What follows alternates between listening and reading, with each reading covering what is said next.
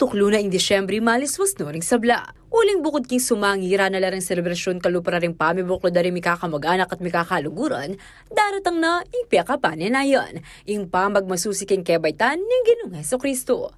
Kaya na muna maning okasyon ng miyaliwang pamangan, ang miyaapag king lamesa istong Noche Buena. Ating hamun, keso de bola, bibingka, suklating batirol at miyaliwa pa. Istong December 24 ning bengi, aliwa muring at siyanding mapsi, nunay patiring mata, uling siksikliglig king tao. Tuning ing grande ing selebrasyon ng Kapaskuhan kaya dilabot Kapampangan. Oneng nyening banua mas pili ng danamo kanaring mapilang tamong kabalen, ing simpleng Noche Buena. Kalupa na ng 65 years old ay Corazon Sanchez sa makatok ng Barangay Lourdes, Ciudad San Fernando. O yan, mas kilong metong kilong spaghetti na mo. Yamo, wala na.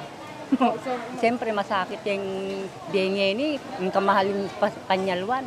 Magtindayang street food ni Sanchez kaya being kayang anak. Kilob ning pating hapon, manakit ang lakanong at $2 na pesos. Mangupahan kaming bale, dinala ng baldog mi, aldo, para makaliwas kami rugo. Keng upami kem bale. Agyang prutas namurin ka naman yali, lakwas na't matas ing presyura renia. King City Public Market ng syudad at king 120 pesos ang presyo balang kilo na ng mansanas, 200 naman king mangga. Kabang mamyalungan king 180 to 200 pesos ang per kilo na ng pakwan at 100 king melon. Ing 73 years old naman na Ilureta kanlas sa dating mama pagdakal, ditak na murin kanu ing kayang isa para king Noche Buena, lakwas na 3 lamo katao king karelang bali. Baka po duayang kilong babitang pepaluto, anitayam po. Para karang aliwa tapang kabalan kalupa ng Sanchez at Canlas, simba na lakano at naman danamo intunay ng diwa ng Pasko.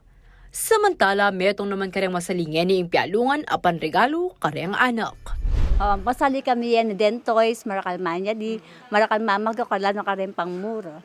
All walks of life makasalikin eh. Kasi may mura, meron medyo pricey yung mga sosi.